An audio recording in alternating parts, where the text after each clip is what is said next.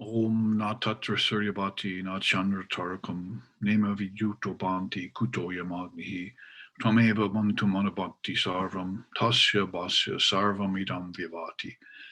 Om shantihi shantihi shantihi. There, deep within the inner self of all living beings, the sun shines not, nor the moon, nor stars, nor fire, nor lightning, much less this tiny mortal flame. That one light shining, all else shines. By its light, all is made radiant.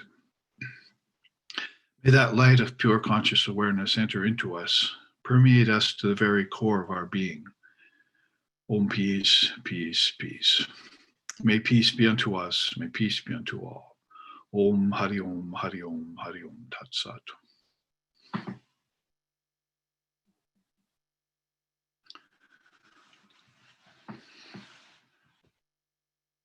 So I welcome you all to another Saturday Satsang as we spend an hour and then rest an hour and then come back for an hour of discussion of God blogs or Brahman Bites, which I posted a few more new ones this week for you to look at.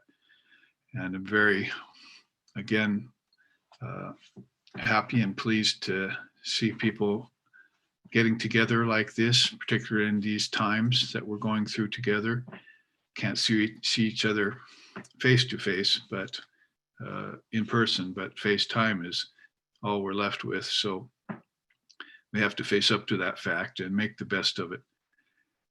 And here we are at a time when satsang is most important and most crucial to answer questions that may come up when we're faced with challenges and problems. Usually when everything is well and good with the world and in life and with the gunas and with karma, then we find out that our life is going along quite nicely and we don't seek or need all of that question and answer that goes forth during a satsang period. But if it's not that way, then the mind throws up questions. And I remember our founder, Lex Sixon, was very good at helping bring those out of people in times when they most needed it.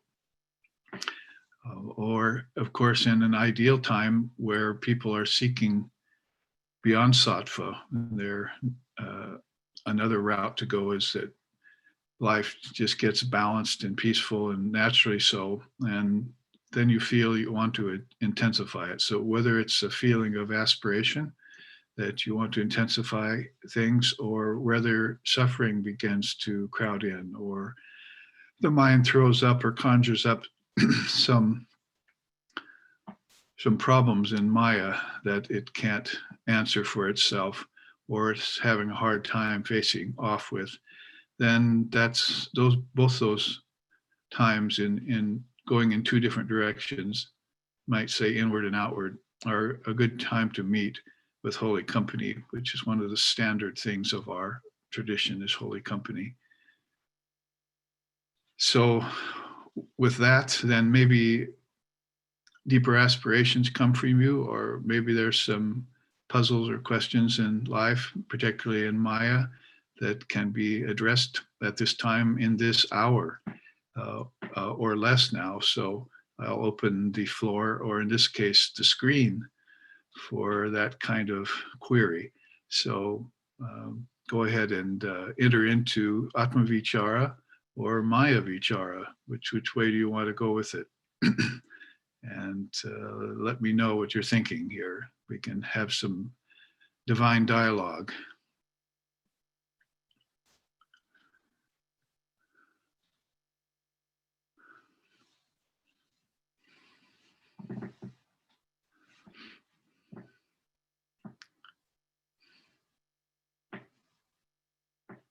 All right, Nick is going to head the row. Namaste, Babaji. Namaste. I picked up Raja Yoga again, and I reread the chapter on prana, and I just have a question about prana, because it seems that prana is the force behind everything that changes. And the mind and the intellect also seem, as I watch my own, be always under the influence of something that changes. But when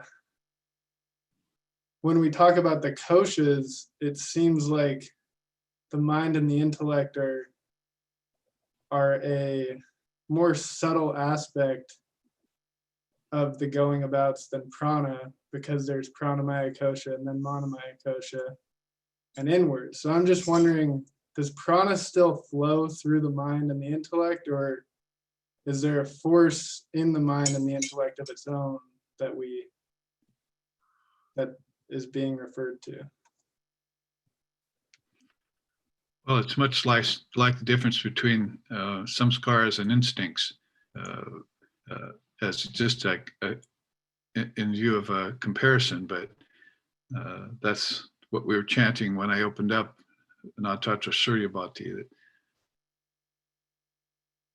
that the light of sun, the light of the moon, light of stars, light of lightning, and that mortal flame called prana is what they're referring to in that Upanishadic sloka. So they counted, unlike our society, they counted prana in. Man does not live by bread alone, means lives by that flow of prana. And yes, it does flow in the Annamaya Kosha, and I think most people are preoccupied with that, particularly beings that maybe should know better and could go beyond to look at subtler effects of prana. And we know, if you're studying the Raja Yoga email course with me, as some of you are, some of you have gone through it, like Akshaya Bhakti there on the upper left-hand side of our screen went through all 10 years of that or more as it was going on live. And at the beginning of that book that we use as a reference, Raja Yoga by Swami Vivekananda, we find him speaking in the opening chapters about psychic prana. So there's a class series that we've recorded in SRV called Prana, the Missing Link, based upon Swami Vivekananda's mention that in our society, in today's society, maybe even to some extent in Indian society, where these great darshanas were birthed and composed, there's been a kind of forgetfulness around life force, and particularly life force going inward. Life force going outward, if it goes missing, then you lose your respect for nature and your reverence for it. Objects just become commonplace, and they're just used for base things like pleasures and desires and so forth. And like Holy Mother saw somebody sweep a room once and throw the broom down on the floor and start to leave. And she said, "Oh no, that broom may be dirty, but it cleans dirty places, and it deserves respect. Put it there in the corner in the closet." So that's the kind of sort of lack of respect for objects that the mind can fall into when it doesn't keep up its sense of reverence for nature and the combination of 5 elements that's in all things in nature.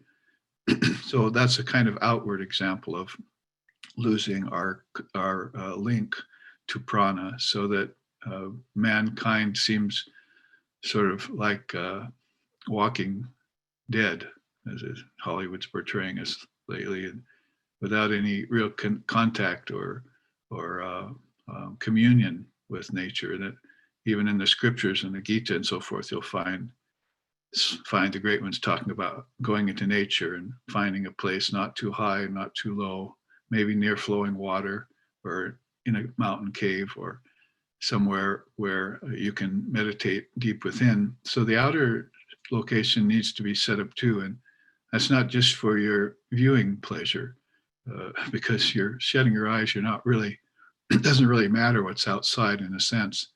But if you set up the outside to be peaceful and quiet and to cause that connection to happen, then your inner meditation will have an easier time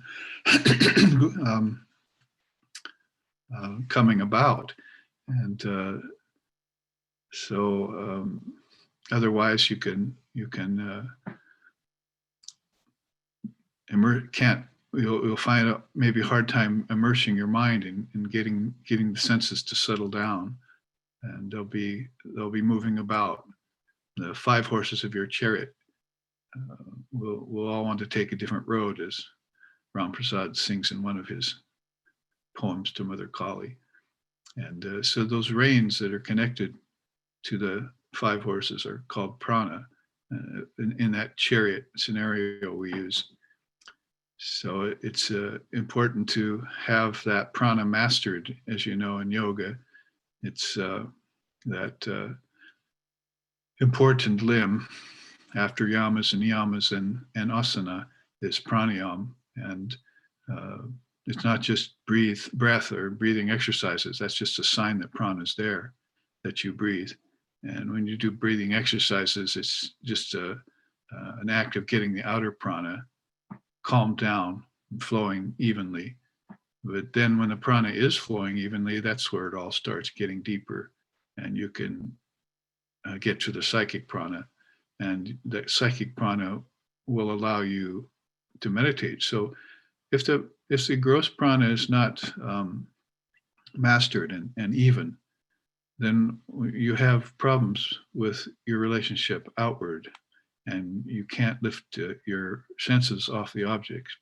So just in the same way, but a step further in, if your psychic prana isn't mastered, then you're having problem with your thoughts. You see the connection there. The thoughts really gave rise to the objects. Objects are just thought made concretized. And of course, even intellectuals in our modern Western science don't know that. They think there's some sort of independent entity. But Buddhists, the Vedantas, and others just say all thoughts are just unoriginated, and they're constantly rising and falling. And so therefore the objects too, made of thought, are also unoriginated, and they're rising and falling all the time. And you should just let that happen and step back and observe it, witness it, and don't get pulled to and fro with it. And actually, if you master the psychic prana, then you can get beyond what's called inner and outer, like the Avatut sings, that he doesn't know about inner and outer anymore. He just knows about one reality. So when the psychic prana is balanced, you might say when the mind breathes evenly in its thought process, just like the lungs were supposed to breathe evenly outwardly, then the inward worlds begin to reveal themselves to a person. And everything is balanced inside as well as outside. So, and Patanjali is trying to hint at that by making you have good samadhi of objects outwardly, and then looking at their origin, connect them to the inner objects and look at them there and see where the source of them is. So the inner and outer begins to become one fused entity, or it always has been. You're beginning to recognize that it is. Thus, that great chant, Purnamadaha, Purnamidam, Purnat Purnamadachate, Purnasya Purnamadaya, Purnameva Mashishtate. So means that the outer has come from the inner, and both of them are infinite. Even the finite is infinite. And being infinite, only infinite remains. So Shankara comments on that later by saying, Om Drishyam Pratitam Pravila Payanichan, as you know from your memorization of the Viveka Chudamani. He says you should fuse the inner and the outer into one indivisible reality, and then meditate on it, then pass your time contentedly and be free. So throughout the times, as far back as Patanjali and as current as Shankara, they are some 600 years.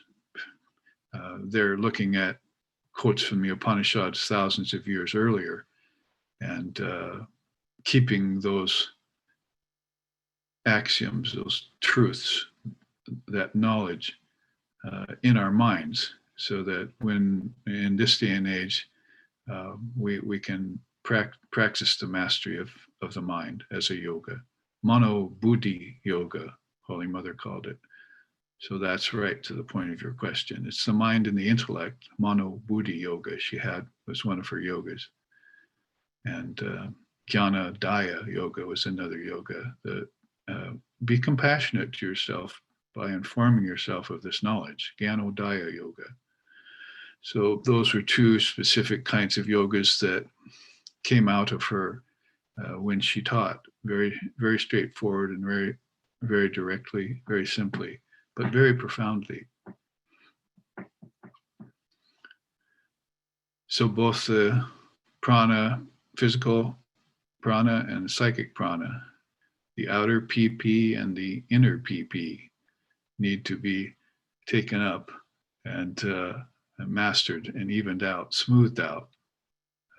Erratic prana is the source of a lot of problems in life. That's the outer PP, and in mind, the inner PP. So we need to master those first and foremost. Then you can get over the fourth limb, pratyahara. You won't have so much problem detaching your mind from the external. And you won't have a problem obsessing with the external either, because these inner nadis will open up and you'll begin to live inside as easily as you should be living outside. Actually, probably it's more difficult to live outside than it is inside. That is, if your mind is your friend.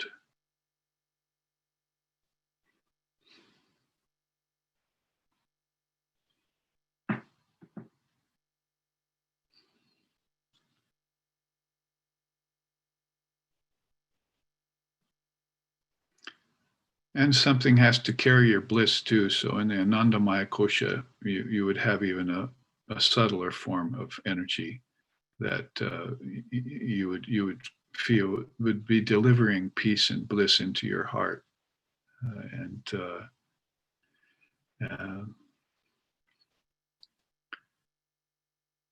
That would make for a balanced spiritual life. So you have a balanced outer life, a balanced inner life, the life of the mind, and then the life of the spirit too.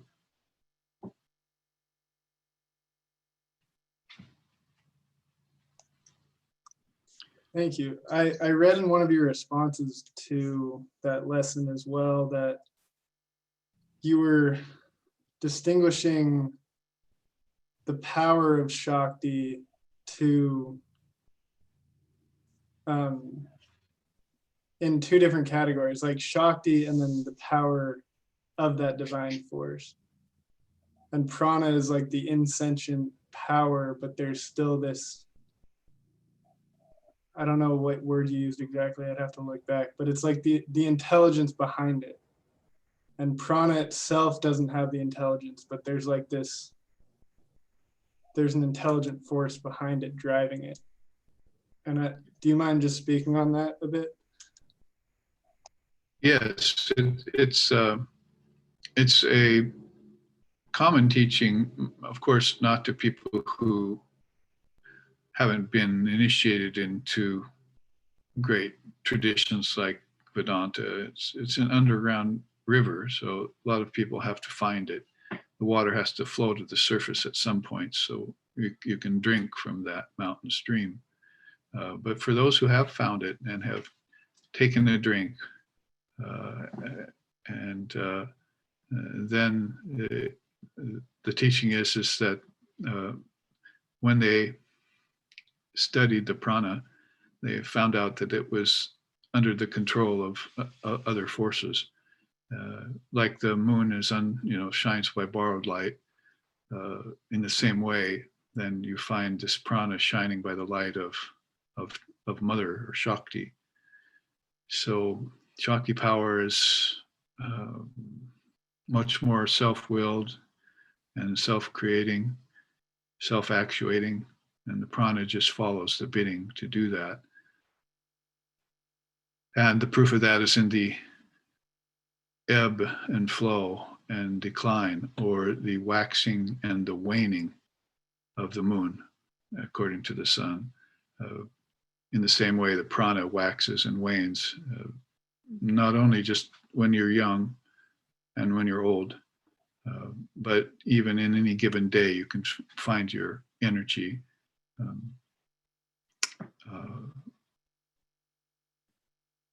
having gaps or breaks in it. And then other times everything's flowing.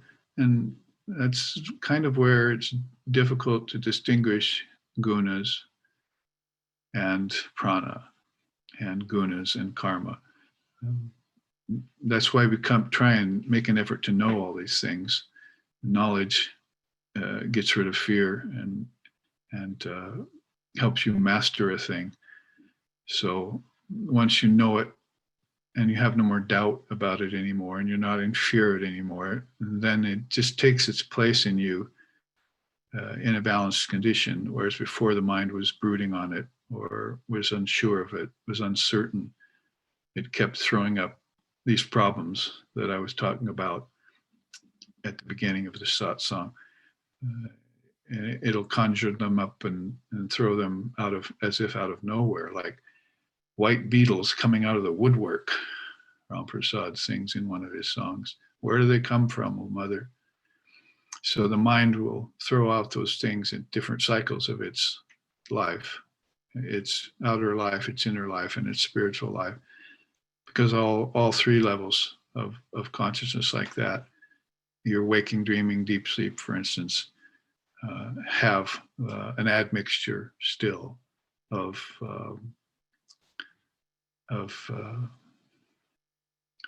unrefined thought and erratic prana. When everything is in a perfect flow all the time, then you know the mind is pretty much focused on the Atman or on Brahman, and it's not being called out anymore. And that can be a very subtle process, and it can also be very indiscernible in a luminary. If you lived with one or you came upon one, that constant balance is always there. And it's hard to discern that. So when it happens in you, it's actually much more easy to discern it. And that's why we learn discernment and dispassion, detachment. Those are some of the best ways of smoothing out the prana. The emotionalism, for instance, of today, so much of it's caused by erratic prana.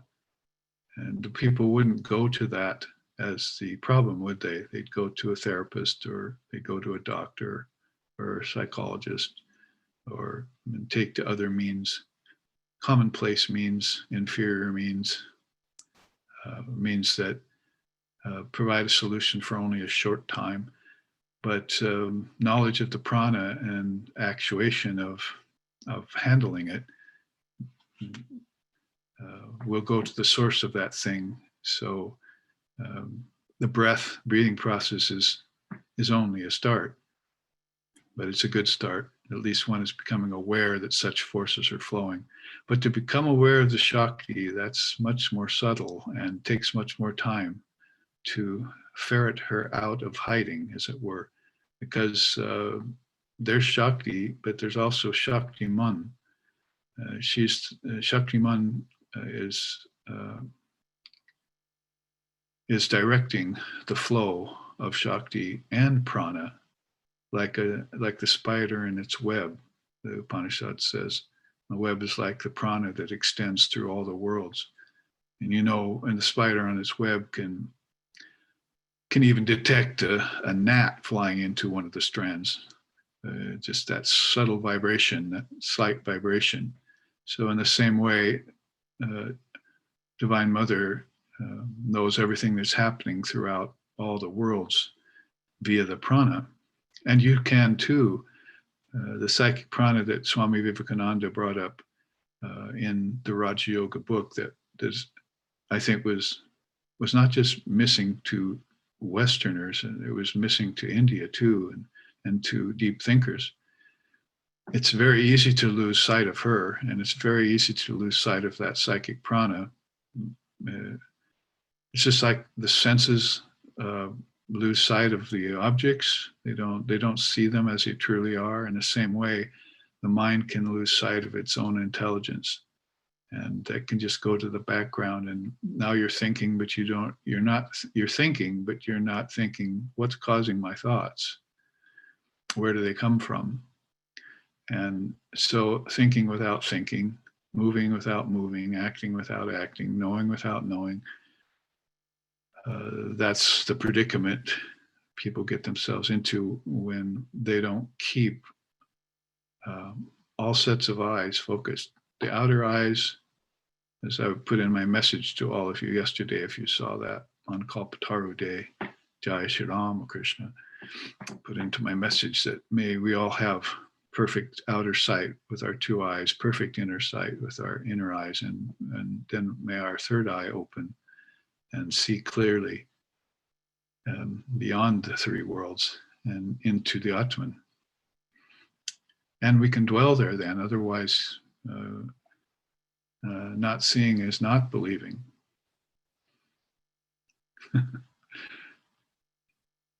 What's all this seeing is believing thing? Sounds too outward to me. Not seeing is not believing. We have to open up our third eye, and then we can really have faith. Beyond belief is mere faith. Beyond mere belief is faith. So that's a huge step inwards when that happens.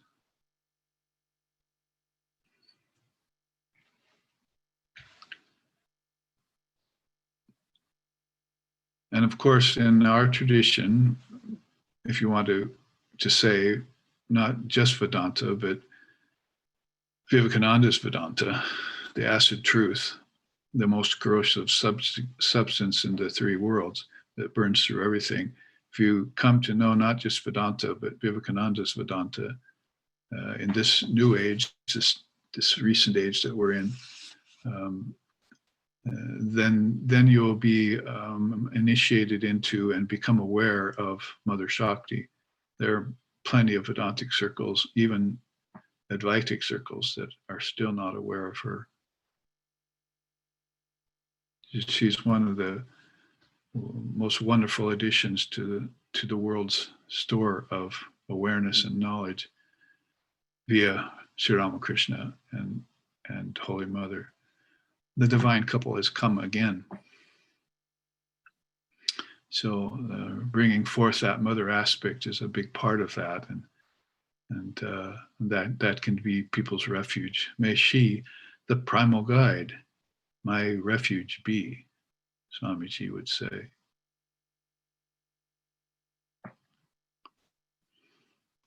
Or as Holy Mother put it, say to yourself, in all forms of trouble, I have a mother. I am the mother of the good, virtuous. I am the mother of the viceful. I am the mother of the good. I am the mother of the evil. She was the mother of all. And so she asked us to think of her. And of course, it's going to be a lot easier to think of her if you've opened the channels to her. And those channels are prana, senses, prana, mind, psychic prana, involution. She accomplishes the involution of the transmigrating soul back to its source. There's a nice bit of scripture for you. She accomplishes the involution of the transmigrating consciousness back to its source. And as she does so, she strips nature of name and form. That's what I've been contemplating the last 2 weeks, memorizing that sloka. Vyapaka is about to speak. Thanks. So I had a question, and now I think I need to modify my question in light of what you just said. You were saying that dispassion and detachment can be used to smooth out the prana. So I took that to mean that when my mind seems like it's not acting like my friend, that's the time where I say, oh, that's not real. that ultimately can't satisfy me and it can't hurt me. But then you also just said that I could alternately at those times remember, I have a mother. I could remember Holy Mother, and I could,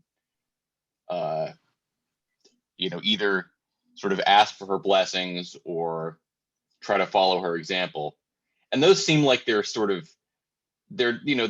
sort of fairly different tools. It would be hard to apply them both at the same time. Is it just a matter of experimentation to see what fits in what situation, or is there particular guidance you can give in terms of selecting the right one at the right time? Well, you're one of those questioners that answers all his own questions before he finishes a sentence. Everything's built in that you need to know in your own question. But it reminds me of the conversation I heard about recently, where one person was saying something very profound from the Jnana Yoga, and another person made a remark about it's coming from the Bhakti Yoga. And so then the person coming from Jnana Yoga said, yes, but I'm talking about Jnana Yoga. And then the person who was talking otherwise said, yes, but I'm speaking about Bhakti Yoga. And so they had to face off with each other, each holding a bit of wisdom or love, as the case may be, and come to not come to an impasse, but try to integrate and fuse these things. So that's what I was reminded of when you said, maybe it's just sometimes I just need to say I need to take refuge in Mother, Ma, Ma, Ma. Greater beings than us have done so. So why shouldn't we follow suit? And sometimes you can't solve every little thing with the scriptures or with your own mind and intellect, or even the words of the teacher might not get through to you. So you have to then say, I have a mother, and oh, Divine Mother of the universe, I take refuge at thy feet. Bless me with pure love and pure knowledge. So as we have said, our gurus have had us repeat when we got initiated. So yes, I guess I could probably say yes to everything you said. But I really like how you ended it. I say you answered your own question by saying that you need to be spontaneous and flexible and always look for avenues. Sri Ramakrishna used to say that too. He said, if a wind encounters a big wall, blows against it, it can't get through it. And then so it'll try and blow to the left to get around it. But it's a Great Wall of China, so it's way miles long. I've got a new God blog called The Great Wall of Chitta, based on the Great Wall of China. So the wind then tries to blow right, and it can't find the end. And so, it tries to blow up and it's too tall. And finally it finds a chink in the wall and blows through. So he's talking about the mind coming to an impasse. Its own limitations are there. We talk about limited mind, then we talk about limitless mind. So the two must both exist.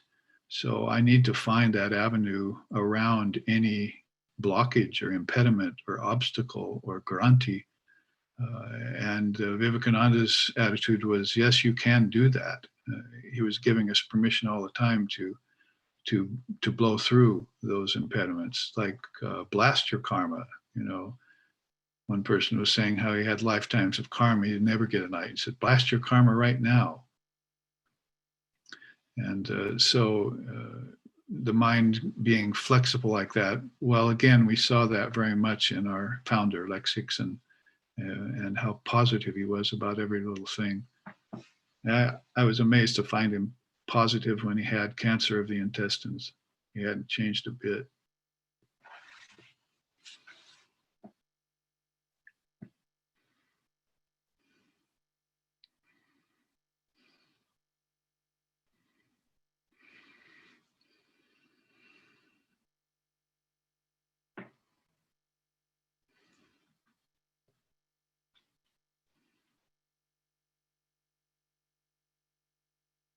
Oh, is everything back there in the east, Michaela? back in the cold country. So Yeah. good to see you. Thank you. It's good to be here. It's good to be here. I think my question might be sort of related to Yamaka's in that thinking a lot, you said something about if your mind is your friend, and thinking a lot about the ways that I know myself, I get caught up in attachment and I want the results of the actions and I want it to be like this. What technique do you recommend when we catch ourselves in that moment of profound attachment or profound aversion to something? What techniques do you recommend for bringing ourselves back to where we can perform the correct action without grasping after a particular result? I think it's one thing when the attachment or the aversion is simply to do with me, but I think I find it I feel more hooked when it's to do with someone else. Someone else's suffering, for instance, that I find that I get very grasping over the fruits of my actions instead of being able to do the right thing and let go.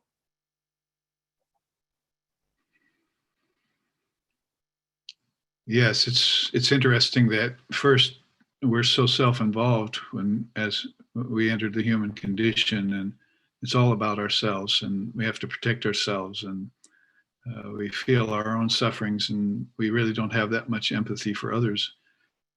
As we grow and we learn to love, and the love gets more and more authentic, then we begin to feel for the world more, suffering people. And it can become so great in empathy that you reach a state where Holy Mother was about that, where she was saying things like, oh Lord, let them all enjoy and be happy and let me suffer for them.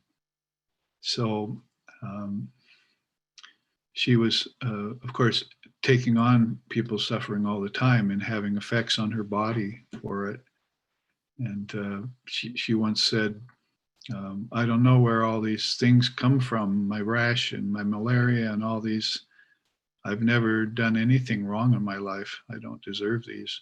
So we knew that, they were coming from people who came and touched her feet, and people who, took initiation and had a big opportunity to throw all their karma in a bottomless pit, as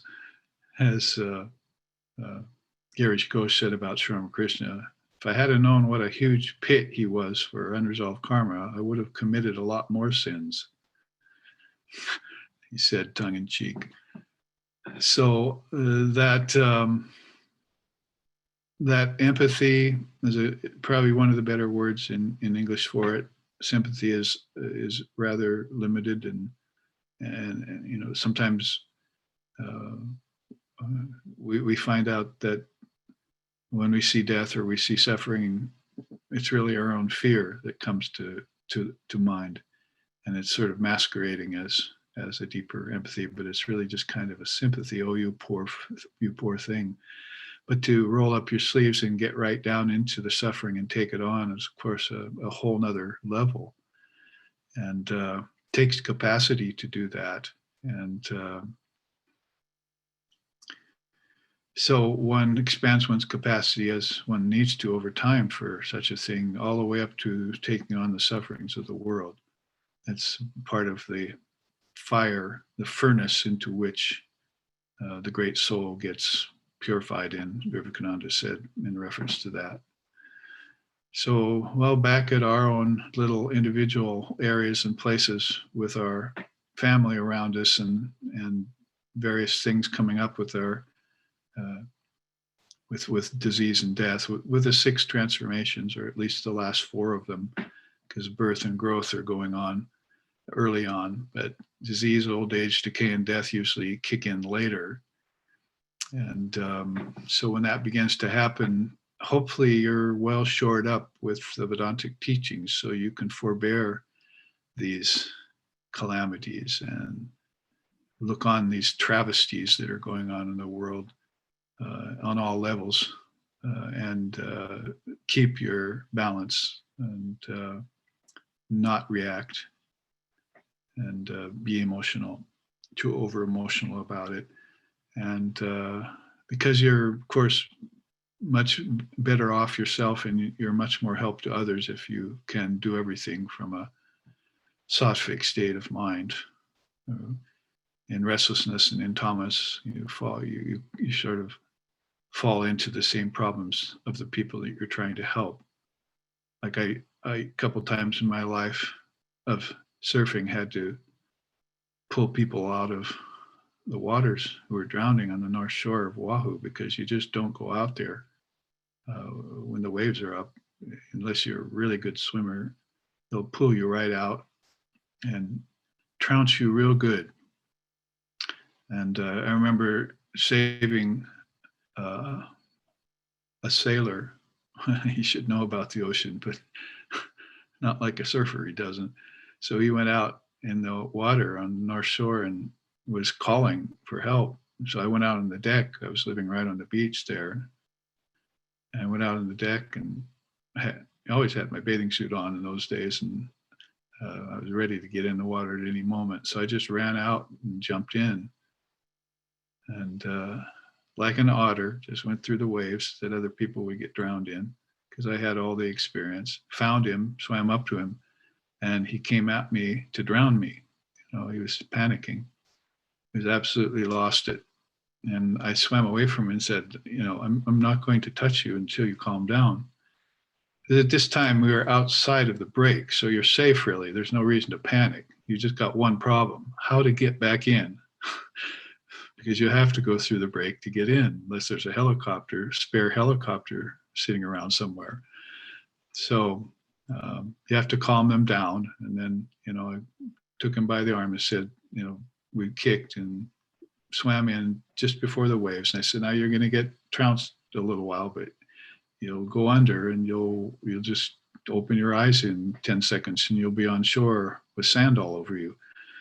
And so I took him in and on the shore, and that was what happened. So that's a kind of an example of how you can't help people if you're in an emotional state, or if you succumb to the same fears that they have and the same doubts. And it's one of the big problems of death in the family, is that you can't be of any help to people, and you feel helpless in that condition. And well, number one, you haven't faced the inevitable yet, that death comes to all forms. And number two, you know, you haven't calmed your own fears and learned how to keep it an even emotional state or non-emotional state, and be able to be there for them in the knowledge that they're passing, instead of, oh, I hope you'll recover, or, you know, why are you doing this to me, oh God, when God has nothing to do with it. And so all of that is more towards the word empathy rather than sympathy. And it's more toward the word love rather than compassion. Vivekananda liked the word love better than he liked the word compassion. So all of this takes practice, you might say. If it comes upon you and catches you by surprise, as death usually does, or a death life-threatening disease does also catch people by surprise, then you know, it's difficult to face it off. So I'd say all of that around your question, but maybe a more direct, simple answer would be that, you know, how do we practice detachment? I would say change the nature of the sentence. Practice detachment. You know, so you do it in the truth that the ultimate truth, that nothing is ever born and nothing dies. It's just an appearance. The soul remains the same. And number two, that as far as names and forms go, everything has to pass through that transitional power called yama. He's actually a very compassionate force himself, where he takes people out of old, worn out bodies and puts them in their subtle form again. And So he's just a power in the mother's hands, they say in India. And Dharma Raja is another name for him. So he knows the Dharma of people, and he'll put them in the next state of consciousness where they'll wake up there, just like that sailor on shore, and we'll be able to start a new life or a better life, or maybe not take another incarnation, which is always an option. I think if people work with the dying, they maybe, even if they don't have the Dharma yet, they develop an ability maybe to detach from rebirth. Maybe I don't want to do this again. Then they'll go to a teacher and find out how not to do it again. The Tibetans are right up the street, I think I'll go up there and ask them, what's this thing called bardos? And inform myself, If you inform yourself in your mind, then you don't know it yet, but you're already free. You're already free of rebirth and death. People just don't think that way.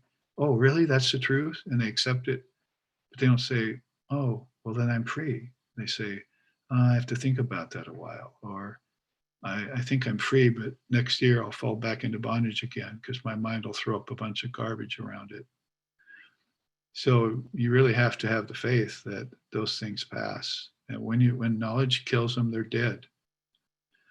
And people asked Sri Ramakrishna and Holy Mother about that. And they said, well, it's like a burnt rope.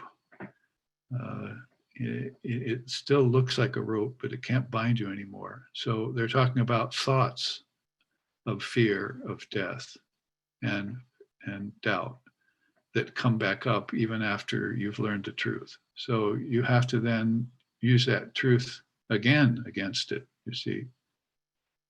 Apply it twice. That detachment you're asking about, I mean, how do we get free of attachment and aversion? You apply detachment twice, like putting salve on a wound more than once. You can't just do it once and think that it's all going to go away and be healed. It's not always the way it happens with deeper. Some scars are deeper than others. Well, maybe we can talk about that in an hour and a half here. That's a God block. Some scars are deeper than others. Play on words.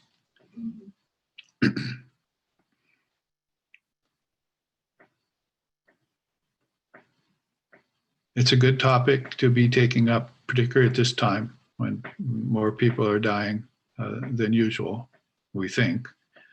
And especially the older people,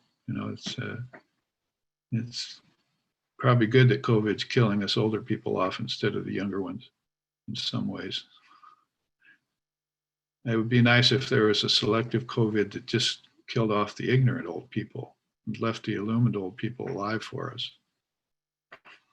But that's usually not the way things work in Maya.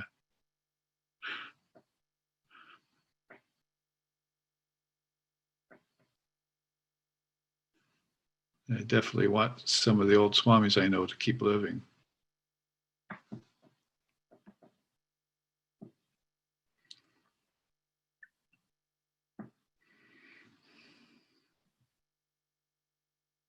Yes, Erica.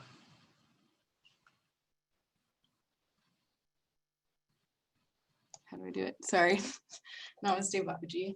So suffering is a great catalyst for growth and is a purifier. And as Holy Mother had said, it leads to surrender, which leads to longing, leading to liberation. So my question is, how can we make the most of times outside of suffering, or be the most skillful in our states of sattva?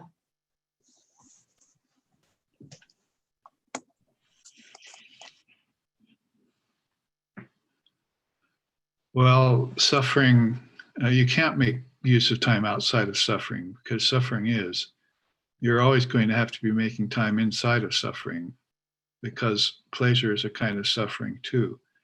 It's harder to make progress when you're living a pleasurable life than it is when you're living a life of suffering. It's just one of the hard facts of the matter. you'll make more progress in a bad meditation than you do in a good meditation. And a lot of people, I'd say generally that's true. And so a lot of people don't know that. They're looking for that real high sattvic, airy-fairy meditation where everything's floaty and good. And, I can just kind of have this kind of bliss bunny kind of ananda come to me, and it doesn't really change me or anything, but then I walk around smiling and it was a good day, you see. But there's no such thing as a good day. There's no such thing as a good world. It's like saying hot ice, and I just quoted Vivekananda when I said that. So those meditations that wherein you're having difficulty, and it's very hard to learn that at first, are usually the ones where you're making the most progress, because if you're having difficulty, it means that you've gotten deep enough to find your karmas and your samskaras.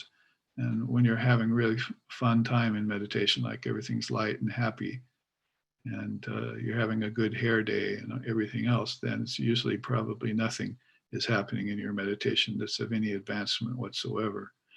So suffering is the first noble truth of the Buddha. And then after that, it's, there's a cause for it.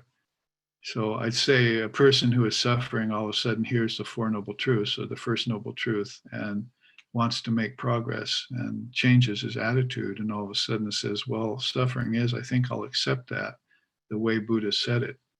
It's like there's no such thing as a utopian society coming up, or there's no such thing as a perfect body that's not going to die.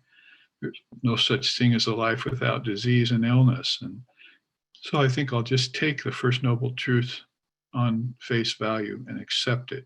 As I was just saying a few minutes ago, to accept a thing, is half the way towards mastering it, and probably quite a further way towards being effective in helping others do the same, like in the case of passing from the body or forbearing disease or situations. So if I took suffering is on face value, and then I would want to inquire deeper to find out that the second noble truth is there's a cause for it. And then I would be, you see, you're already, even though you're suffering and considering suffering, you've already put your best foot forward, or you've taken the second step on your path. Maybe you haven't even met a guru yet or cracked a scripture, but if you took the Four Noble Truths, because Lord Buddha wasn't necessarily teaching the Upanishadic path at that time, because that had fallen into disrepute. So he's called India's rebel child, Lord Buddha. It's one name they give him, India's rebel child, because he didn't teach exactly using the Vedas as his orthodox foundation. He was more Nastika. He wasn't Astika, he was more Nastika. So he wanted to find a way out of suffering for people, a direct way. And in that way, then he came up with the beautiful Four Noble Truths. When I look at that just on the outside, again, on face value, I think, well, if I inquired about my suffering and then I heard there was a cause for it, I would have already started into my path without knowing it. Nobody would have told me a thing yet about tradition or scripture or God or Atman or Anatman or any other thing. Just hearing about suffering and then trying to look for a source had already started me on my spiritual path, you see. And so that's the beauty of a system like that. And then when one finds the cause of their suffering, of course, then they go to a teacher and say, well, how do I get rid of this? What can I do to alleviate this? How can I balance my prana? How can I master the psychic prana? How can I do this and that? You see, because now you've got an enemy. So that's your own suffering-prone mind is your enemy. All other enemies fall behind that and are come out of that. Really, it didn't seem to us when we saw and heard about Jesus that he had any enemies, but of his own. But of course, he was the enemy of many other people preaching the truth. But he didn't see sin and damnation and hell and error anywhere. He just said, be free. Basically, he was preaching about being free, be like thy Father in heaven is perfect. So he was just preaching the Atman, the original self.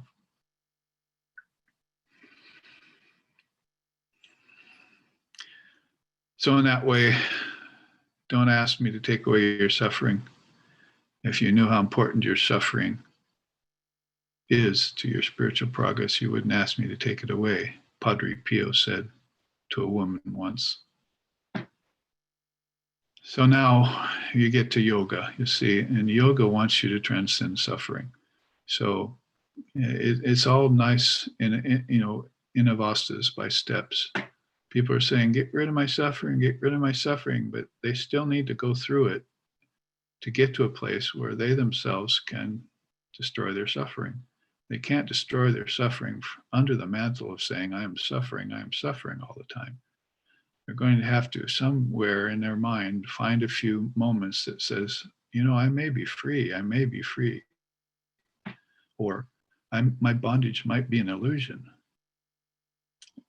So then they have a chance of getting over their suffering. So you wouldn't want to teach them early on to jump those steps yet and say, oh, I'm really suffering so bad. You go to the guru and the guru says, great, good to hear that. I'm really glad for you. I'm glad you made it to the stage of suffering. See, because there's a lot of people out there who are running away from suffering and sweeping it all under the carpet. And it's just going to come out eventually. And I've known people even in my own family like that. My own relatives, basically very nice people, would do everything for you. All of a sudden some horrible thing comes into their life. Where did that come from? You want to know. And that's by not keeping track of the accumulation of the residue of actions that you've done. Not just evil actions, which most of us are not having a problem with that, but mindless actions or unaware, not being mindful. Mortar and pestle karma, you call it.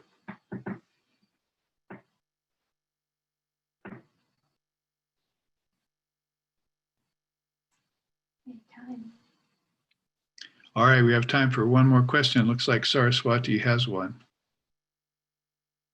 It's a quick question. So then based on what you said, Erica was asking, how can we make the most of the times where we're in sattva?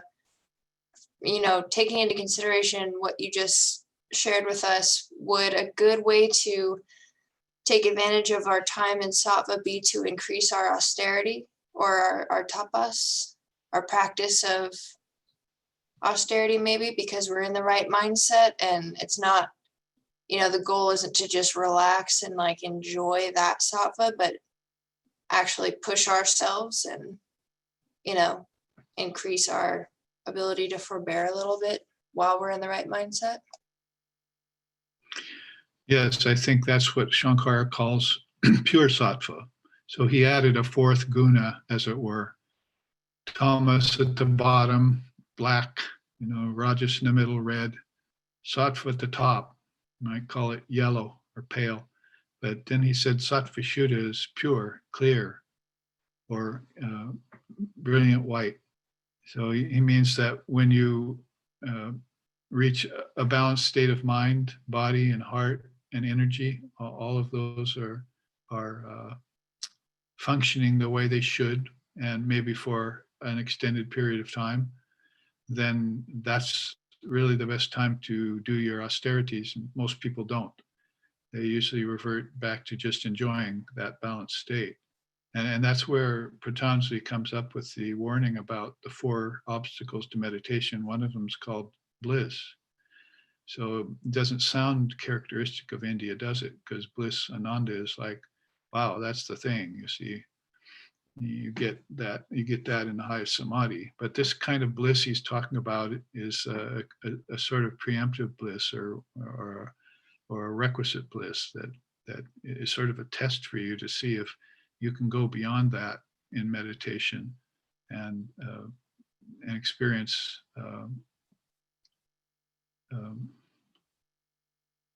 well, we know all the words for it: satori, nirvana, nirvikalpa, and so forth, non-duality. Because bliss could keep you back from that, in that zone where you just want to have that all the time. And so, yes, that's a very good point you make. And I've used it as a teaching before, that when things are good in your life, that's when you probably want to penetrate deeper with your practices, do some austerity, and maybe pierce through that veil that is there in meditation. I like to call that pearl diving beyond the curtain of nations. It's one of the God blogs I'm working on. It's just like beyond the Great Barrier Reef, they go out there and they dive. You see, in Australia. So the Great Barrier Reef for the spiritual aspirant is the curtain of nations. You can get beyond that and do your diving. You'll come up with priceless gems all the time, like Sri Krishna was doing. So that leads us towards the God blogs in less than an hour. So we should probably say adieu to each other. A beautiful satsang again. Thank you for your fine questions. And I hope to see you in about 45 minutes or 55 minutes. Aloha.